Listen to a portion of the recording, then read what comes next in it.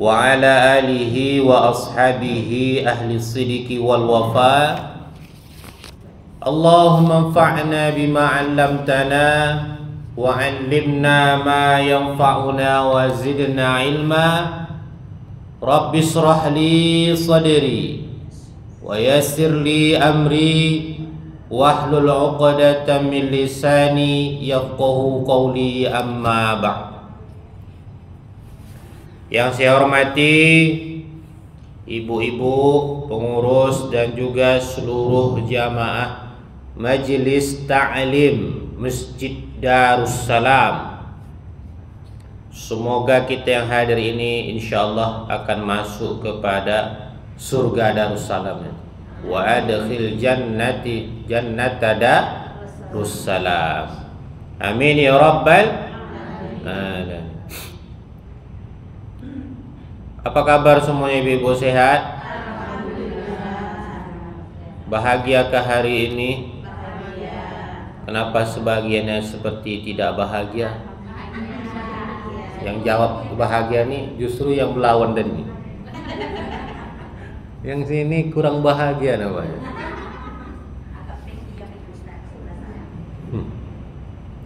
Mari kita awali kajian kita ini dengan sholawat tibbil qulub. Kita ulangi 3 kali. Allahumma salli ala sayyidina Muhammadin tibbil qulubi wa dawai وعافية الأبدان وشفائها ونور الأبصار وضيائها وعلى وصحبه وسلم. اللهم صل على سيدنا محمد طب القلوب ودوائها وعافية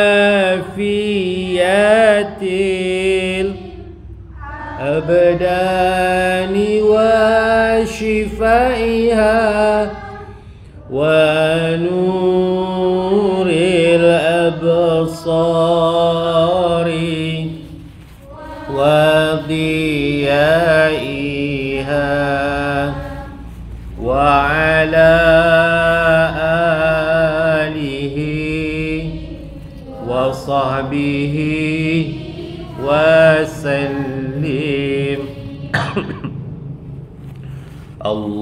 اللهم صل على سيدنا محمد طب القلوب ودوائها وعافية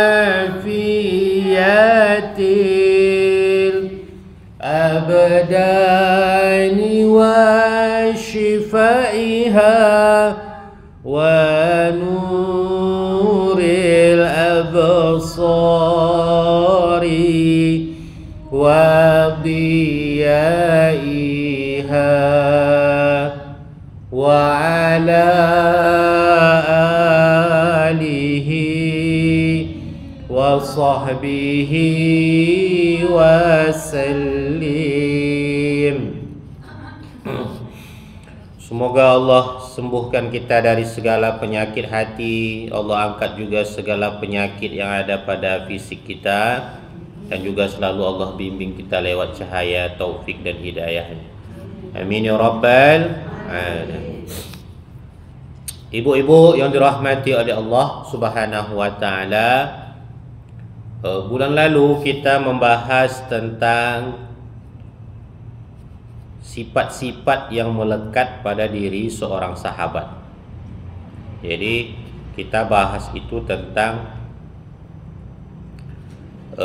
tata cara atau adab bersahabat. Jadi kita ini hidup, tak akan ada orang yang bisa hidup dengan sendirinya. Karena seorang Nabi Adam saja yang hidup di dalam surga, semua berkecukupan dengan segala kenikmatannya saja, meminta kepada Allah untuk memberikan pasangannya, yakni Hawa. Apalagilah kita izin maaf agak batuk, yang hidup di dunia yang tidak senikmat, seinstan di surga. Tentu kita sangat membutuhkan pertolongan orang lain agar kita mencapai kesempurnaan. Kita kalau mau menggulai ikan, itu tak mungkin kita bisa mencari ikannya secara sendiri, kemudian memanjat kelapanya secara sendiri, memerasnya sendiri, mengukurnya sendiri, ya kan? Apalagi ternyata dunia ini semakin instan, semakin canggih, maka kita pun akan semakin manja. Saya tanya ibu-ibu nih, masih ada gak yang mengukur kelapa sendiri? Nggak ada lagi. Ada? Nah, ini berhemat kali, bagi-bagilah rezeki itu sama orang. Nah, yang masih ngukur gini ada? Nggak ada lagi kan? Tuh. Atau memang itu usahanya. Nah, bagi-bagilah rezeki itu sama orang. Enggak juga kita bisa menanam. Ya mungkin ada yang bisa tanam serainya, kunyitnya, cabenya. Ya udahlah, kita cari aja contoh yang lain. Ada semua nampaknya. Itulah bentuk bahwa kita ini hidup tak bisa dengan sendirinya, membutuhkan pertolongan orang lain untuk bertahan hidup. Itu yang disebut dengan istilah manusia adalah makhluk sosial. Dikatakan makhluk sosial itu karena dia membutuhkan orang lain untuk bertahan hidup. Nah, kalau seandainya orang untuk bertahan hidup saja dia membutuhkan pertolongan orang lain, apatah lagi kalau dia mati, makin butuh pertolongan orang lain. Hanya saja, ibu-ibu sekalian, standarnya orang mati itu akan diberikan pertolongan oleh orang, itu standarnya ketika dia hidup. Jadi nanti, suka atau tidak suka, kalau kita ingin orang ramai melayat kita ketika mati, caranya adalah rajin-rajinlah melayat orang lain ketika hidup. Itu udah standar hukum sosial pula. Kenapa kita bisa ditolong orang? Karena ketika kita orang punya kesusahan, kita tolong ya. Kenapa kita mengusap kepala anak yatim? Karena nanti kita harapkan maaf dan tentunya kita berlindung kepada Allah.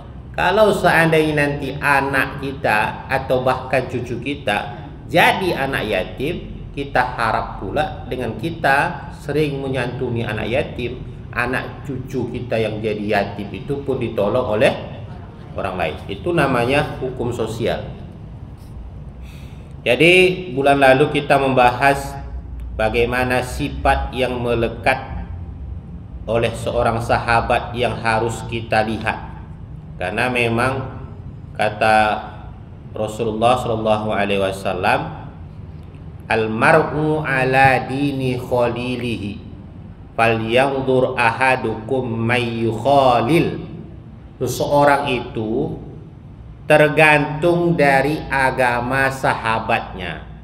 maka lihatlah, hendaklah salah seorang di antara kalian melihat bagaimana agama saudaranya. Jadi kita ini, ketaatan kita, kesolihan kita, ketakwaan kita, suka atau tidak suka, itu tergantung ketakwaan, kesolihan, ketaatan kawan kita. Maka hati-hati dalam memilih kawan, memilih teman, memilih sahabat. Makanya kalau ada orang bilang saya nggak milih-milih teman kok. Kalau dia memang mau tidak memilih-milih teman, maka pastikan dia sudah kuat imannya. Jadi kalau kita ngerasa iman kita tidak kuat, maka harus pilih-pilih teman. Kenapa? Karena seseorang yang kita pergauli sehari-hari itu akan mempengaruhi bagaimana diri kita. Makanya dulu istilahnya berteman dengan tukang apa? Kita akan kena getahnya. Apa bahasanya? Berteman dengan tukang minyak wangi, kita akan kebagian harumnya. Bukan berarti kita memang berharap dia kasih minyak parfum itu, enggak. Tapi suka atau tidak suka, wanginya itu meskipun kita tak dia bagi secara kasat mata, tak dia bagi wanginya itu secara betul-betul dia berikan, tapi baunya itu pasti akan melekat kepada diri kita. Makanya Rasul bilang, al-mar'u ala dini khalilihi. Seseorang itu tergantung dari agama sahabatnya. Ini sama saya sarankan ibu-ibu nih. Kalau dalam kajian ini, ibu mau sholat, mau ibadah, mau melakukan hal-hal yang sifatnya itu penting, sakral, maka saya sarankan jangan dekat kawan akrabnya. Udah ada yang ketawa. Kenapa? Nggak kan fokus, asik cerita. Udah pernah saya ceritakan tentang kisah saya yang itikaf tuh belum? Belum. Oke, boleh saya ceritain? Jadi dulu zaman kami masih lajang, saya biasa dulu itikafnya di An-Nur. Dulu zaman 2015-an itu, masjid yang ada itikafnya di Pekanbaru ini sedikit baru, belum banyak masjid. Paling ada itu Masjid Al-Falah Jalan Sumatera, Masjid Ar-Rahman dekat simpang Jalan Nangkai kan, depan Surya Dumai, terus Masjid Raya Pasar Bawah, kemudian An-Nur. Dari banyaknya masjid ini, kenapa saya pilih An-Nur? Karena An-Nur ini luas, itu yang pertama. Yang kedua, itu enggak otomatis di bagian laki-laki, kemudian belakangnya langsung perempuan, enggak. Karena perempuan itu seperempatnya, ya kan? Sebelah sininya biasanya masih untuk laki-laki. Kenapa saya pilih untuk seperti yang kayak gitu keadaannya? Karena kalau kita sholat tahajud di An-Nur itu, perasaan saya waktu itu imamnya setorannya 1 juz itu sekali sholat tahajud. Jadi kalau kadang udah 4 rakaat, saya udah ngantuk, iya lama kali rasanya tahajud tuh. Jadi kalau saya mau tidur bisa tidur. Tapi kalau macam di Masjid Ar-Rahman, kita tidur di sini misalnya di belakang, kan kalau ibu-ibunya buka tirainya nampak kita tidur kan malu kan. Jadi habis itu sebelum ke An-Nur saya ajak kawan saya yang kebetulan pernah tinggal di Musola Gunung Merah, Masjid Gunung Merah tahu? Yang di bawahnya, di bawah An-Nur. Sama-sama alumni Purba kami ini, kawan akrab. Kemudian pergilah kami sholat tahajud, itikaf tahajud, saya tidurlah saya 4 rakaat. Kawan saya pun rupanya ikut tidur. Tiba-tiba terbangun saya karena saya dengar Ustadz Mustafa Umar membimbing muhasabah. Duduk saya hayatilah muhasabah Ustadz. Menangis saya.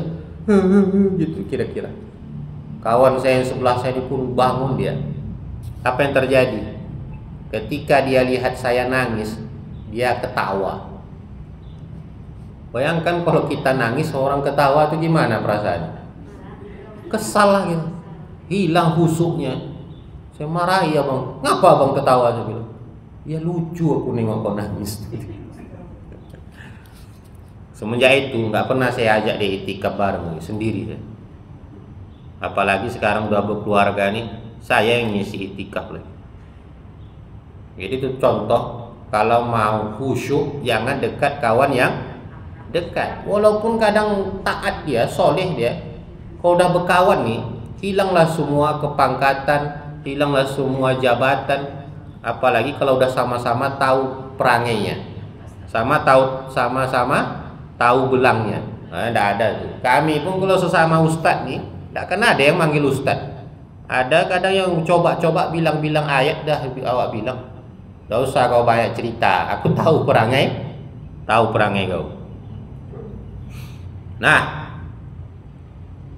hari ini kita masih dalam seputar kitab Mukhtasar Ihya Ulumuddin. Kalau kemarin kita bahas tentang sifat yang melekat pada seorang sahabat, hari ini kita bahas hak dan kewajiban dalam bersahabat. Ini yang mencatat nih. Nah, ini pelan-pelan nih. Hak dan kewajiban dalam bersahabat. Apa kata Imam Al-Ghazali, i'lam anna aqdal ukhuwati rabitati baina shakhsaini ka aqdin nikahi baina zawjain. Ketahuilah, sesungguhnya ikatan persaudaraan itu, ikatan persahabatan sama dengan ikatan nikah antara suami istri. Jadi ikatan persahabatan itu sama dengan ikatan suami istri. Fa idza in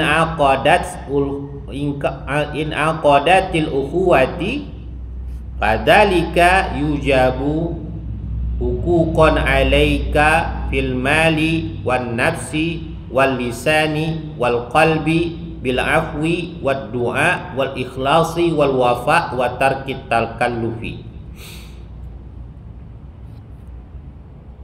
Ketika ikatan persahabatan telah terjalin, konsekuensinya hal itu akan menimbulkan hak dan kewajiban yang harus engkau penuhi dalam persoalan harta maupun tenaga, dengan lisan dan juga hati, yakni dengan cara mudah memberikan maaf, kemudian mendoakan dengan ikhlas, setia dan tidak banyak merepotkan sahabat.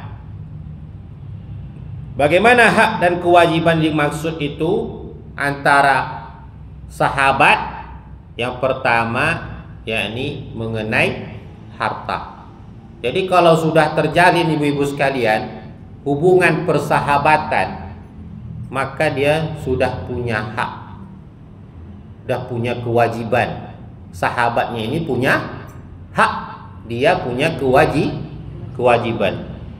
Apa yang pertama kewajiban yang harus dia berikan, yakni kewajiban terhadap harta. Minimal, kata Imam Al-Ghazali, sahabatmu engkau anggap seperti saudara kandungmu. Bagaimana caranya kita mengusahakan orang yang selama ini tidak pernah kita kenal, tiba-tiba karena kita bertetangga atau kita tempat kerja yang sama atau di lokal sekolah yang sama atau di majelis taklim yang sama, kita usahakan orang yang sudah kita anggap kawan itu lebih kuat ikatannya atau sama seperti saudara kandung. Tapi justru kalau saya merasakan sendiri, Bu, karena saya sendiri laki-laki kalau dalam keluarga, justru saya ngerasa ikatan pertemanan, ikatan persahabat itu bahkan lebih kuat daripada ikatan saudara. Banyak persaudaraan itu justru menipis ikatannya seiring meninggalnya orang tua. Karena sudah sibuk dengan keluarga masing-masing, satu. Yang kedua, gara-gara harta. Sepakat tak? Sepakat. Jadi akhirnya ikatan persahabatan itu justru bisa lebih kuat daripada ikatan saudara, meskipun saudara kandung. Dalam arti sebagian dari urusannya menjadi bagian dari tugasmu. Maksimal engkau anggap sahabatmu sama seperti dirimu sendiri. Nah, jadi bagaimana kita mengubah urusan dia itu, kesulitan dia, menjadi tugas kita untuk mengurangi kesulitan dia. Jadi dalam persahabatan ini kita menganggap urusan dia itu ya urusan kita, seperti yang dikatakan oleh Imam Al-Ghazali, tak boleh acuh tak acuh. Nah, inilah yang banyak sekarang nih. Banyak orang bersahabat nih ternyata ibu-ibu sekalian, enaknya itu ketika sama-sama ada. Kalau udah nggak sama-sama ada, kawan ada, kita nggak ada, malu. Kita ada, kawan nggak ada, ngerasa seperti harus kita tolong pula dia. Nah, kita diuji dengan sifat kikir atau pelit. Jadi kalau kita tidak bisa mengubah bagaimana kesulitan dia itu seperti kesulitan kita, yang membuat kita harus mengurangi kesulitan dia. Kalau tidak bisa kita ubah seperti itu, maka tidak enak lagi berteman. Hanya teman-teman biasa. Jadi itu belum dikatakan sahabat lagi, masih teman biasa.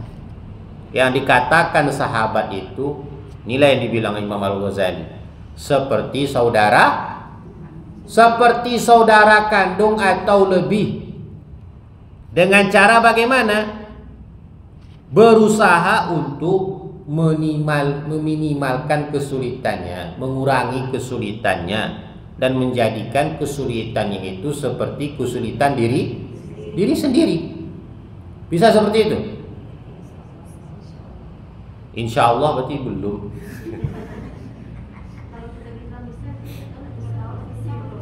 Ya, karena kita kan pasti semuanya bersahabat nih. Saya yakin ibu-ibu nih udah banyak sahabat-sahabatnya ini. Besti kalau bahasa anak-anak sekarang. Besti. Kalau dulu apa bahasa gaulnya? Kalau sekarang besti.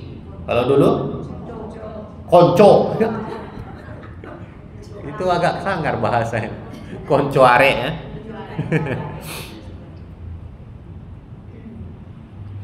Engkau harus lebih memprioritaskan sahabatmu daripada dirimu sendiri. Nah, bagaimana caranya? Misalnya ibu mau makan bakso, tiba-tiba datanglah ke kawan ke rumah. Kawan, apa tadi bahasa konco? Besti lah ya. Hai Besti.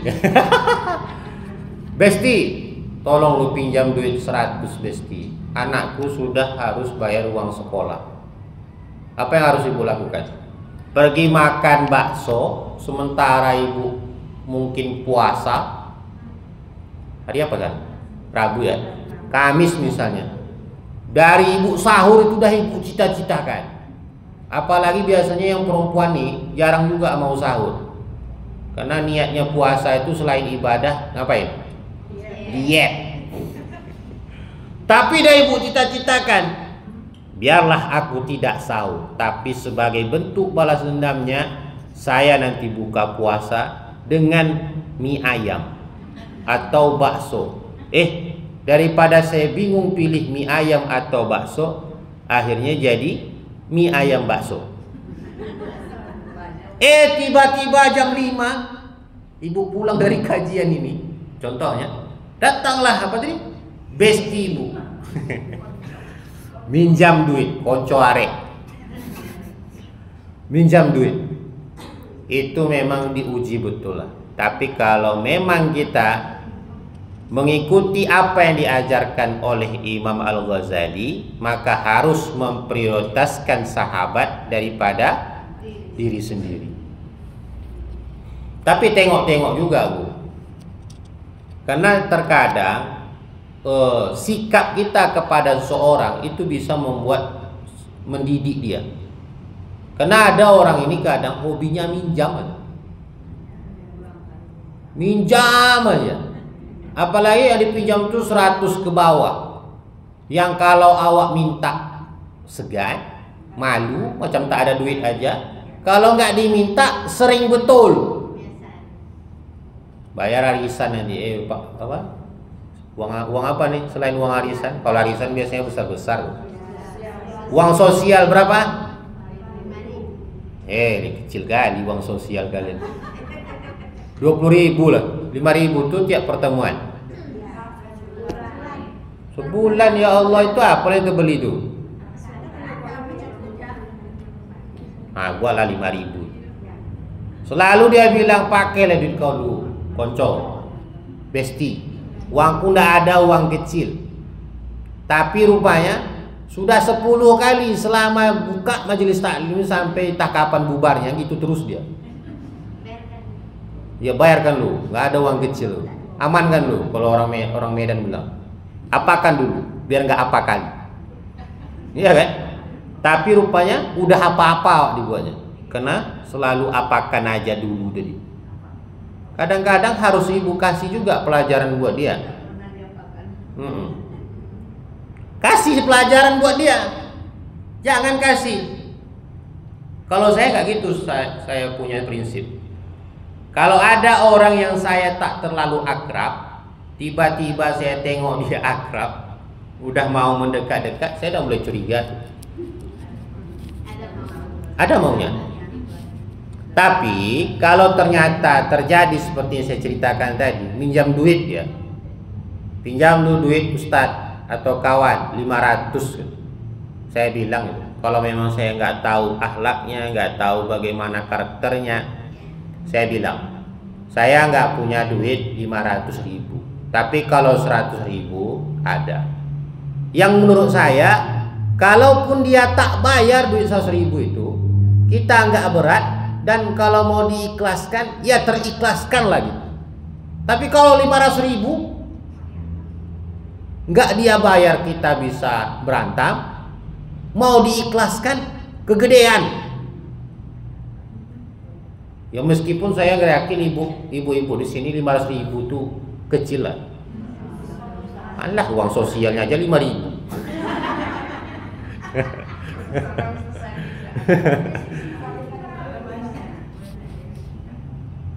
Terikhlaskan gak 500.000 tuh?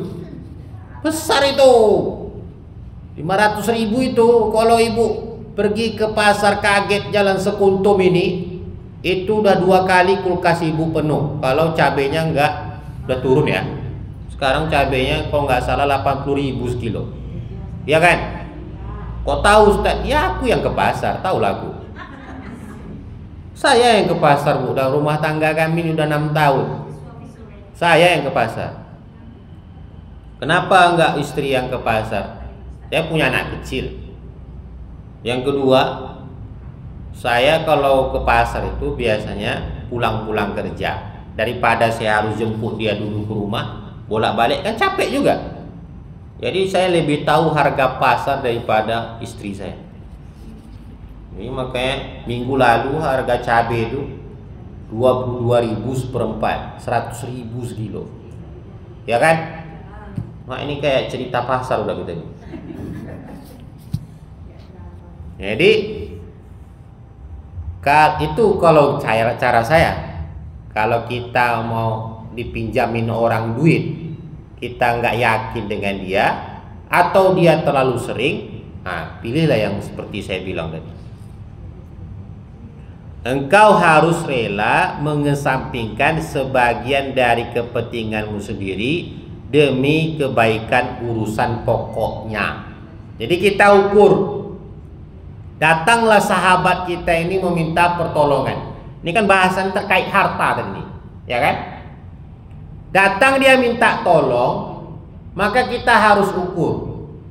Kalau ternyata dia minta tolong itu berbenturan dengan kepentingan kita, maka kita ukur kepentingan dia ini lebih penting atau lebih penting yang kita inginkan, kebutuhan kita. Misalnya dia pinjam uang untuk sekolah anaknya. Kalau kita pinjamkan untuk sekolah anaknya, sementara kita yang mau minjamkan itu, kita mau ngisi kulkas, maksudnya itu isi dapur kita. Mana lebih penting? Hah? Isi dapur kita. Apalagi ibu-ibu. Karena banyak suaminya itu kadang nggak mau tahu dia. Ku kasih kau 3 juta sebulan ini, mau cukup, nggak cukup? Harus cukup. Mana ada terserah? Harus cukup, ya kan? Bukan terserah maknanya. Harus cukup. Betul nggak? Kalau ternyata nanti suami ngerasa pas dia makan, kok ini aja lauknya, siapa yang disalahkan? Ibu. Kayak gitu semua suaminya? Nggak mau ngaku. Tapi kebanyakan seperti itu. Akhirnya banyaklah istri yang berinisiatif mencari sampingan. Betul kan? Maka menolong orang pun maknanya ini harus melihat skala prioritas namanya. Mana yang lebih penting. Karena ternyata banyak kasus orang yang minjam nih tiap hari Shopee-nya datang. Sementara Shopee awak datang tunggu lebaran. Ya kan? Tunggu lebaran dulu awak baru order Shopee. Kawan yang mau minjam nih tiap hari Shopee-nya datang. Kadang-kadang awak tengok sisir rambutnya di Shopee kan dia. Ya kan? Ya nggak penting-penting amat. Karena ada orang ibu penyakitnya itu hobi buka aplikasi Shopee. Ditengoknya terus. Nanti awal-awalnya tak sengaja, lama-lama kebiasaan. Kalau ada yang seperti ini, bagaimana cara obatnya Ustaz? Hapus aplikasi Shopee itu.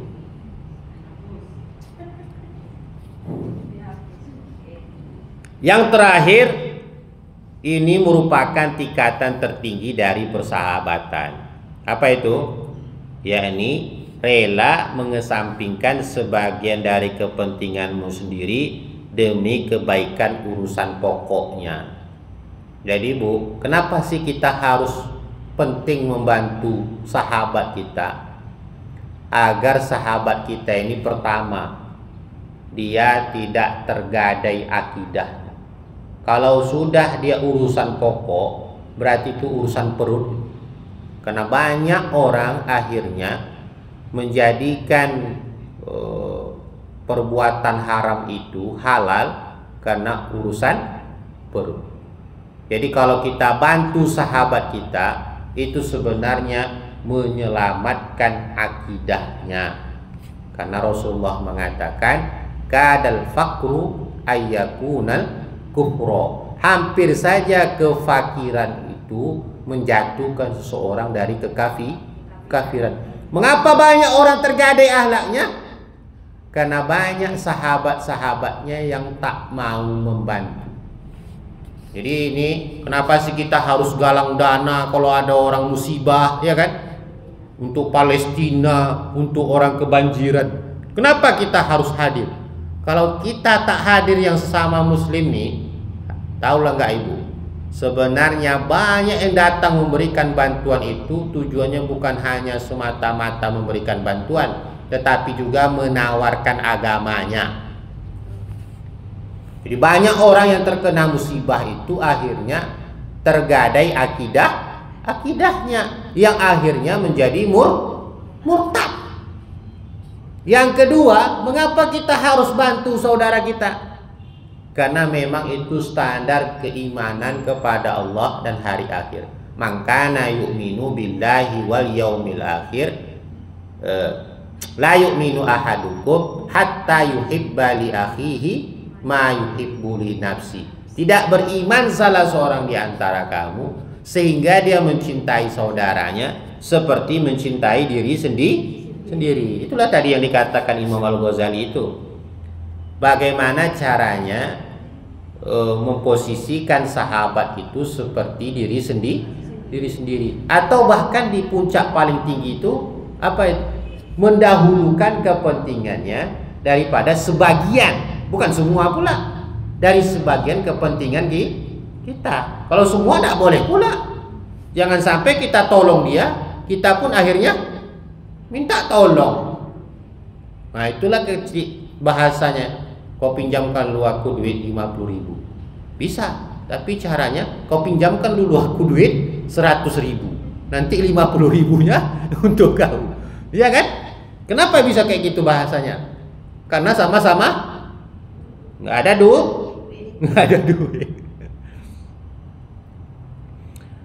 Apa kata Rasulullah Shallallahu Alaihi Wasallam?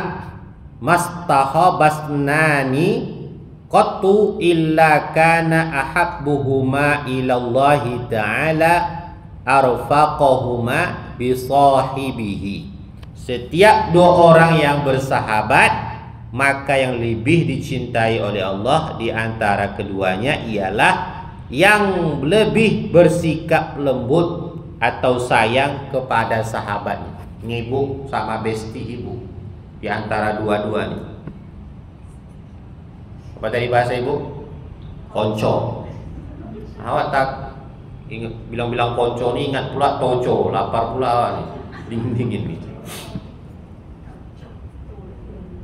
Ini sebenarnya persahabatan ini itu adalah ranah lumbung pahala. Bagaimana caranya ibu dan sahabat ibu saling berbalas kebaikan?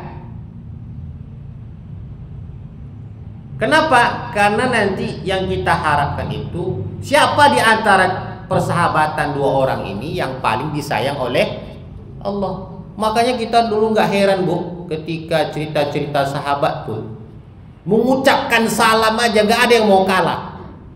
Assalamualaikum warahmatullahi wabarakatuh, kata kawan. Dia jawab waalaikumsalam warahmatullahi wabarakatuh wa maghfiratuhu wa ridwanuhu. Sampai-sampai sahabat itu mengadu kepada Rasulullah. Kenapa? Nggak ada yang mau kalah saling mendoakan kebaikan. Kalau sekarang enggak. Assalamualaikum warahmatullahi wabarakatuh. Apa dia jawab? Waalaikumsalam. Itu masih lumayan dia jawab. Ini kadang nggak dijawab. Bahkan hanya secuil salam aja, cuma menggerakkan mulut susah. Apalagi kalau sampai ke tahap mengeluarkan harta. Ini ada kadang orang itu setiap dia jalan tuh optimis, nggak pernah bawa duit. Kenapa? Dia optimis dia. Karena dia tahu dan berharap selalu ditraktir oleh orang nih. Kalau yang laki-laki tuh biasanya orang optimis tuh orang yang selalu bawa mancis bagi yang perokok. Rokoknya nggak pernah ada dia, cuma modal mancis. Tuh optimis tuh orang optimis. Jadi kalau laki ibu perokok dia, coba periksa sekali, ada enggak rokoknya? Cuma mancisnya ada, berarti laki ibu tuh optimis loh. Ada juga sifat orang nih bu, rokoknya ada, tapi rokok orang yang dihantamnya. Ada yang seperti itu. Kalau ibu-ibu, apalah kira-kira yang seperti itu tuh yang bisa diibarat merokok ibu? Ya ada satu-satu, dan semua yang merokok nih. Apa kira-kira? Kalau lipstick nggak mungkin, Seperti itulah gitu.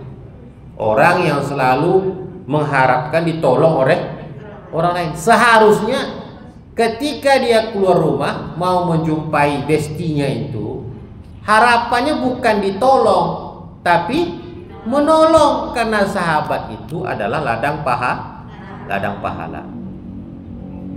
Kalau yang pertama tadi kewajiban kita menolong sahabat dengan harta, yang kedua menolong sahabat dengan tenaga, yaitu berusaha memenuhi sebagian dari kebutuhan mereka sebelum diminta.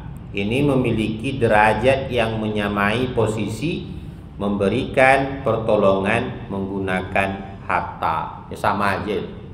Tapi terkadang tenaga ini pun sangat penting. Misalnya kayak kematian tadi, atau kita punya hajat, anak kita nikah, ya Bu Jamilah ya, nikah. Kalau semua orang ngasih amplop tapi nggak ada yang datang, enak nggak kira-kira Bu? Besti, aku tak bisa datang, ya kirim aja nomor rekening kau, nanti ku transfer. Semua undangan ibu 500 orang undangannya, anggaplah kali 2 ke suami istri, 1000 undangan Bu. Tapi rupanya 1000 orang semuanya transfer. Ibu gini aja nunggu di pelaminan, tak ada yang datang. Enak gak seperti itu? Enggak enak. Ibu Jamilah kemarin ada rewangnya? Ada. Itulah enaknya rewang tuh Bu. Kalau daerah tengah ini rata-rata masih rewang. Coba kalau ibu udah sampai ke Panam sana, itu orang udah pakai catering. Memang ada sih yang catering itu justru kadang-kadang kalau dihitung-hitung lebih hemat daripada rewang. Kenapa? Rupanya orang rewang nih pun belum lagi dihidangkannya udah habis di dapur. Ada juga penyakit yang seperti itu. Ada nggak?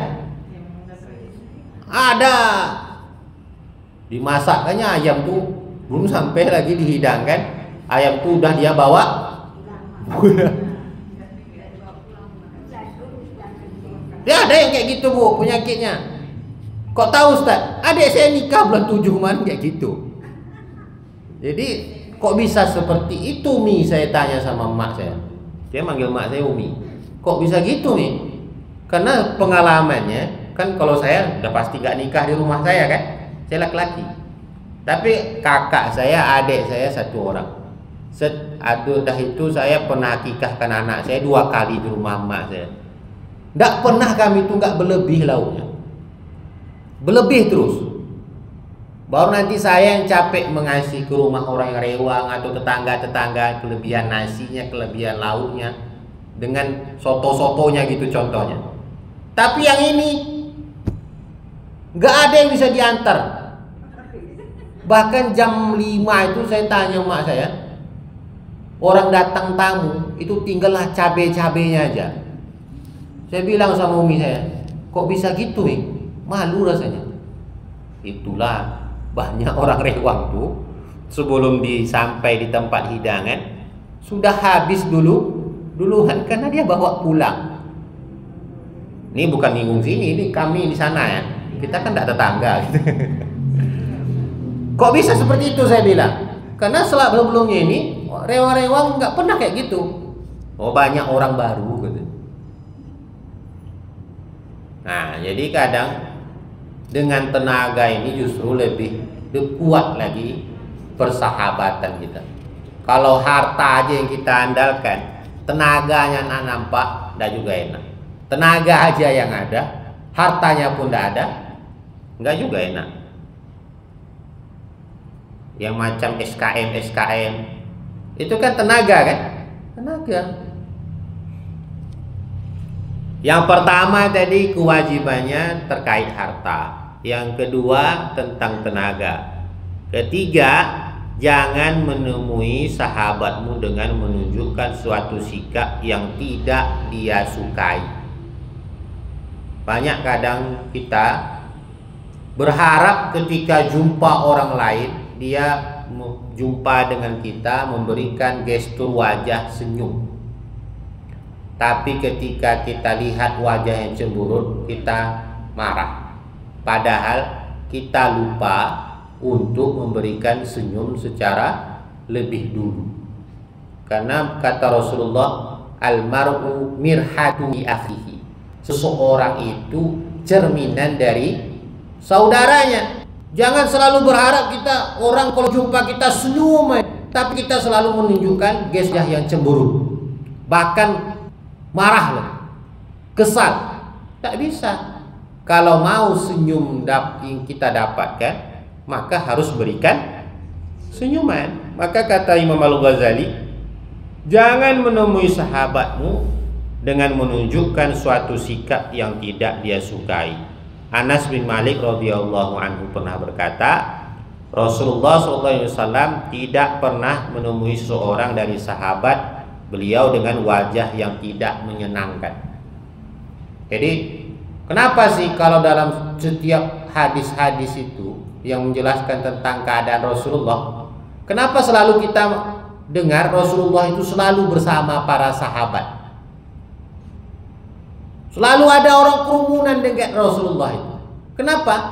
Karena Rasulullah itu selalu menunjukkan bentuk wajah yang disenangi, meskipun dia itu seorang nabi, meskipun dia itu seorang pemimpin negara yang harusnya capek, stres.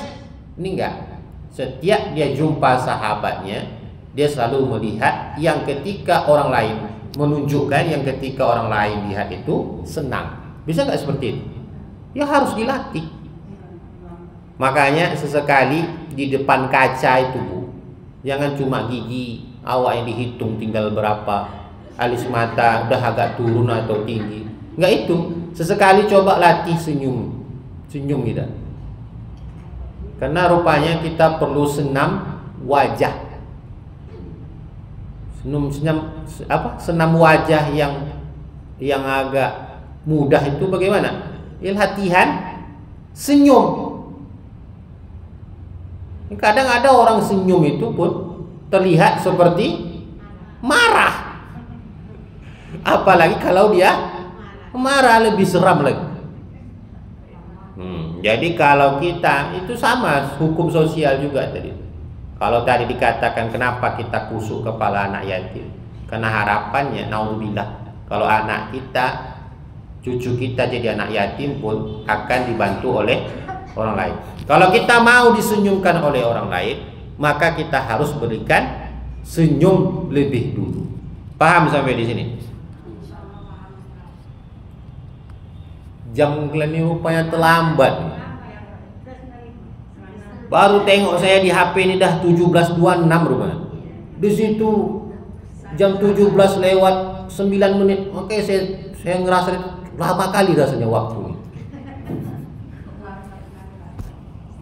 Baiklah, insya Allah kita akan lanjutkan hak dan kewajiban persahabatan. Insya Allah kalau panjang umur bulan depan. Sampai di sini ada